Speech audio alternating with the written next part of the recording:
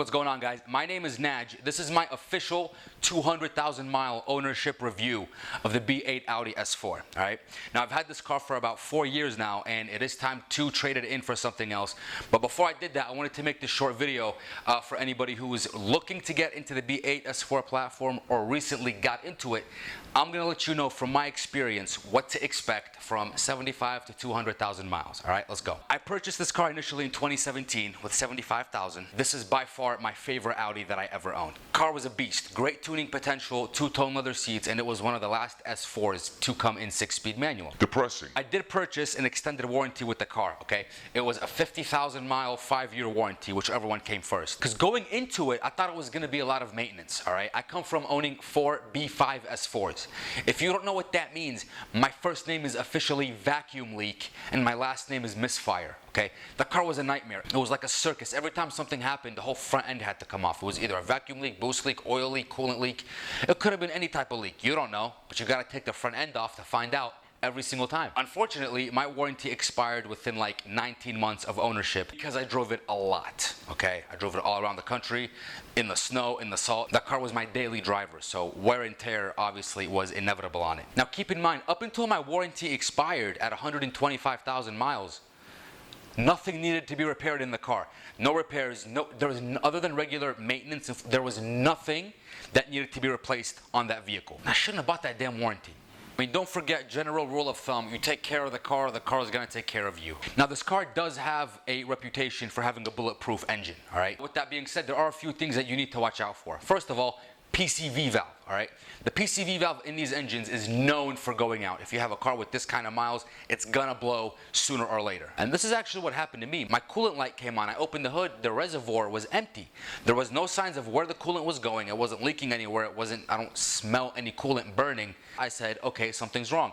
Let me open the oil cap. And sure as hell, it was a slushy of fluids. The most important thing is not to wait too long on it. As soon as I found out, I got it towed, fluids flushed, PCV valve replaced, end of story, and it ran perfectly after that. Another thing that you cannot run away from as you start stacking miles, this car is notorious for having carbon build up on the intake valve. You'll start to realize over time your MPGs are getting worse, your acceleration's getting worse, you realize that the car is kind of choking up on a start every now and then.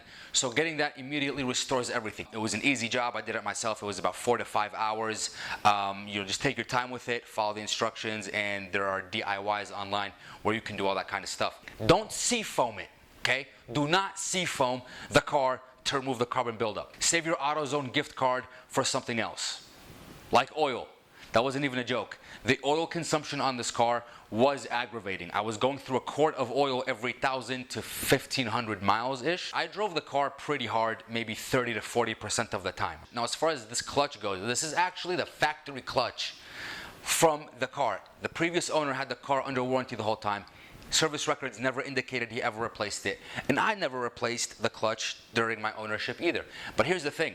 I never ever launched this car, ever. All right, with my previous B5 luck, if I tried to launch this car, I'm breaking 2 axles on the spot. All right, not doing it. Another thing too, as far as driving habits, I always let it warm up before I actually get on the car. All right, I'm not that prick that redlines it on a cold start.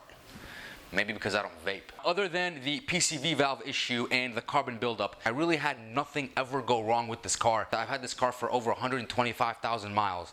And other than those 2 things, the only thing else done was just general maintenance. Oil changes, coolant, brake on time every time. It's easy, it's cheap, you can do it yourself, take your time with it, and it's not gonna cost you anything but a couple of hours, okay? Now let's talk about modifications that I've done to the car. Like I mentioned, the car was under warranty, so I had to get a piggyback tune so that I can take it off in case I ever needed to get the car serviced, which I didn't, so I sure just got a flash. Now, my favorite modification that I did to the car was actually one of the first, and it was one of the cheaper ones, was the cold air intake. Driving that car became 10 times more enjoyable when you hear that supercharger whine. And I also purchased a weighted shift knob from EUROIMPULSE that's actually a clamp-on knob with an adjustable height. It doesn't use set screws like other companies that comes off all the time, right? Great feels, great shifts, it looks amazing. Highly recommend that product. One of the things that I do not like about this car was the interior room, right? I'm not even that tall, I'm 5'11", but if I have anybody in the back seats, I'm over the steering wheel like my mom. This car was just an absolute beast. If there was any car I would recommend under $15,000, this would definitely be the one, okay? The interior did wear out a little more than I expected it to. I mean, I did drive the car 125,000 miles within a 4-year span, and with me daily driving it, this was bound to happen. The fact that the seats had red inserts made the wear show a little bit more, and you also had sagging in the back of the headliner that was starting to look kind of ew. So now this car's actually gotta go. I'm trading it in tomorrow. Like and subscribe, please, to see what I traded in for and what I do with it. Thank you guys for watching.